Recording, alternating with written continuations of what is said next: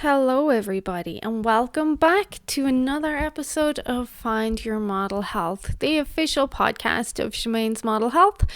For those looking to optimize their long-term health and weight goals, I am Shemaine Linney. I am a biohacker and fitness and nutrition expert, and I'm happy to chat with you guys for another week for this very interesting episode on diarrhea.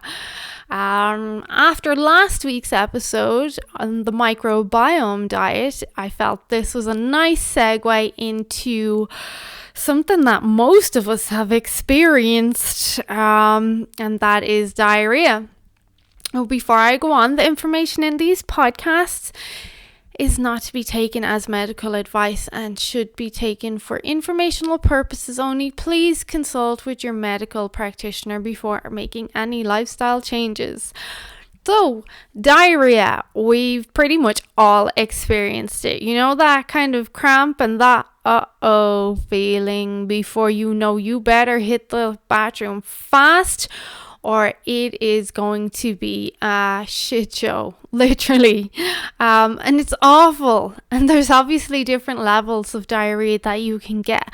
But man, if you've ever had one of those where you just ate the wrong thing or you got this awful stomach bug and it's like, now, like I need the bathroom right now. I can't wait 2 minutes. I need it now. So we're going to look at what is going on with diarrhea and why is your body trying to flush out whatever it is as fast as it can.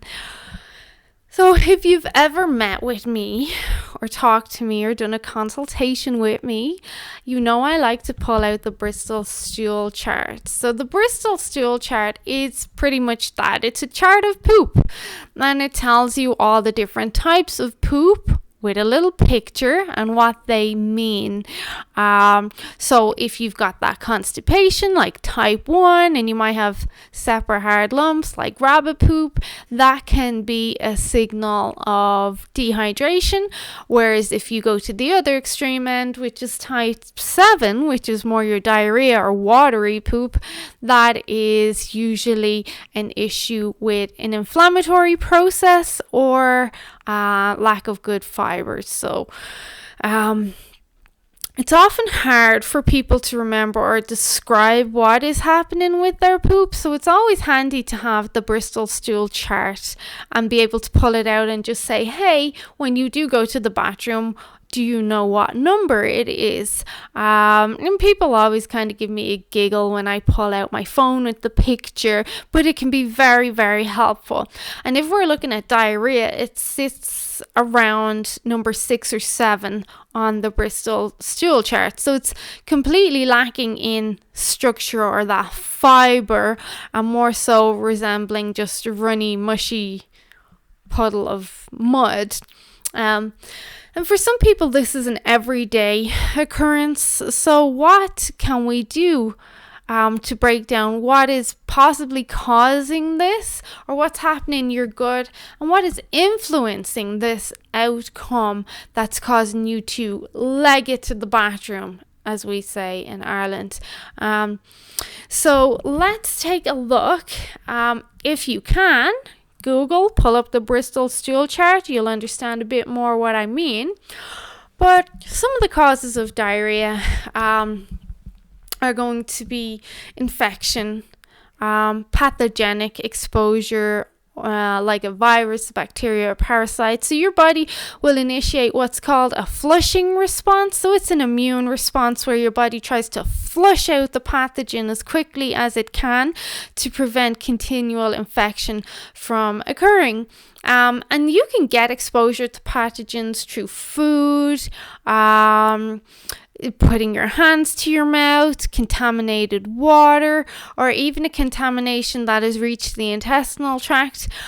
And usually when you get exposure to a pathogen, it's acute and it happens pretty fast. You know, that 24-hour bug that has you in the bathroom non-stop and you can't even look at water, let alone food, and you've got that flushing reaction. So the body is trying to flush out the bug, and then in your body's stance, that threat of continual infection has been averted. So the body will send large amounts of water through your GI tract. Way too much for stool to absorb, causing a quick exit, which is diarrhea.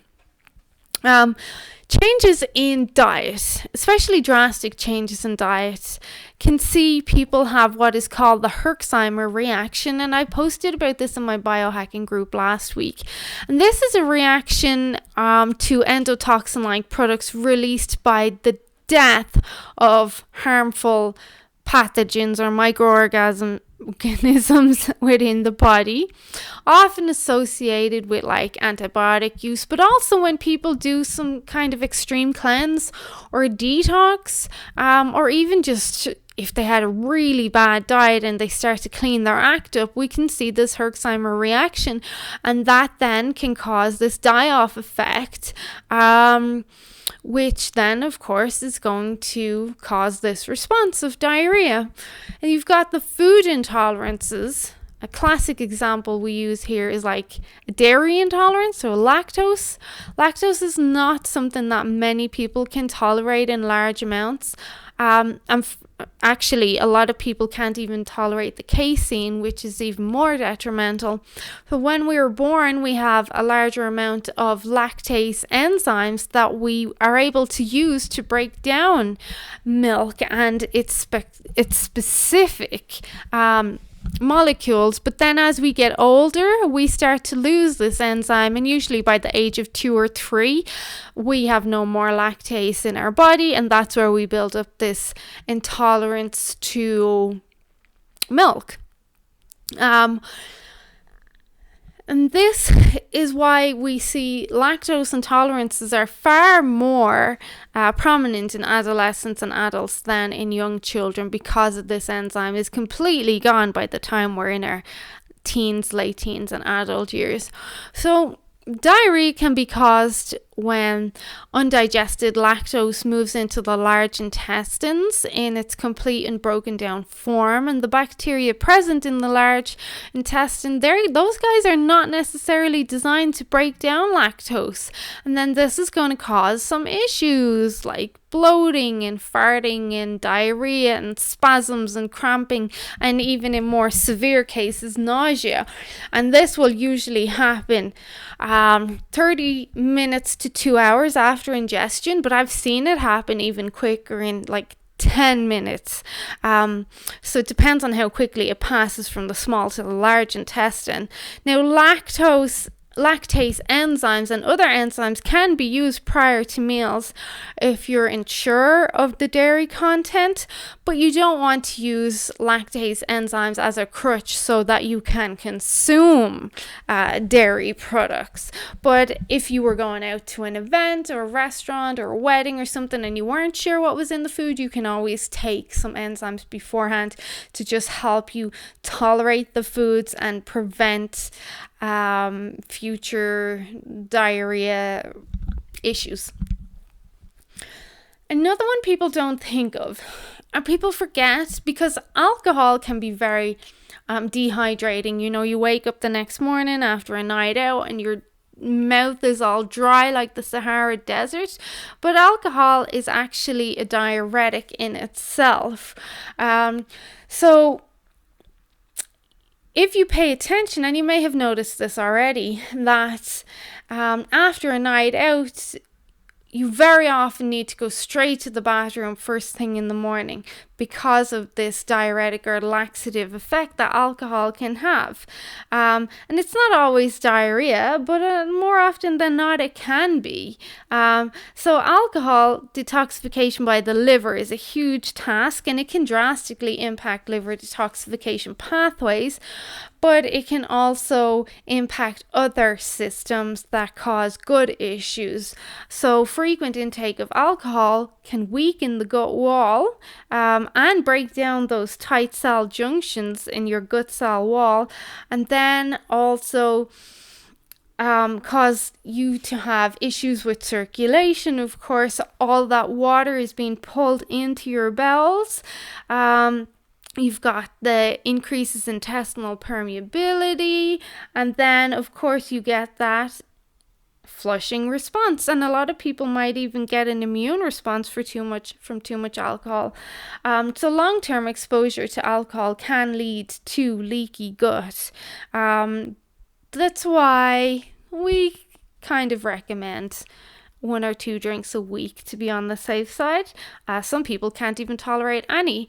But other conditions that lead to diarrhea are, of course, your IBS, so irritable bowel syndrome, ulcerative colitis, Crohn's, celiac disease, malabsorption issues due to pancreas disorders, and also gallbladder issues, so issues breaking down fat, and then structural issues in the bowel, maybe diverticulosis or ballooning in the colon, or any other damage that may have occurred within the intestines or the colon can affect this. You also have the influence of medicines and supplements. They can impact your bowel movements, specifically diarrhea. So like your antacids, your proton pump inhibitors, anti-inflammatory medicines, chemotherapy, antibiotics, of course. Antidepressants have a big impact on the gut. Gout-specific medications, metformin, has a big impact on the gut as well. It has an impact in both positive and negative ways. Then, of course, high doses of magnesium supplements and even high doses of vitamin C and what we call bowel tolerance. So they can cause this flushing response and pull water into the bowels, and then you get this diarrhea. So diarrhea should usually balance itself out over a span of 24 to 48 hours. But for some people, it's a lot more common. Now, during a bout of diarrhea or a stomach bug, a lot of the time it is best to fast and just focus on water and your minerals and electrolyte intake. So this is very important to make sure that everything is balanced out, and that the cells are staying hydrated, because we don't want severe dehydration, or we don't want to cause further damage. But we want to seek medical attention if there is blood in your stool. So the redder the blood, the fresher it is. So the further down the colon it is. If it's black and tar-like, then the further up the intestines and even in the stomach it could be. And this indicates a rupture or some sort of internal bleeding that should get looked at immediately. Medical attention as well if you've got both the diarrhea and vomiting and dizziness. Now, the dizziness can be a reflection of the electrolytes imbalance and the mineral deficiencies, but you should still seek any you should still speak to your doctor just to be sure. If diarrhea lasts more than 4 to 5 days, like really severe diarrhea, if you're seeing greasy or yellowy or white or pale stools, or even like a film, a mucus or a fatty film around your poop, this could indicate a bile issue, which of course would be the gallbladder and the liver. So you want to get that looked at. Also, if your diarrhea is coupled with a fever or a rash or an immense bout of fatigue, this is kind of shown us that there may be some sort of infection going on there, and your body is in a big immune response trying to fight off whatever is attacking you. Okay, but what you can do about it at home. So you don't need to see your doctor, or you've seen your doctor, but you're home now. You want to again ensure that you're staying hydrated, lots of water, electrolytes, minerals should be topped up in response to the flushing reaction.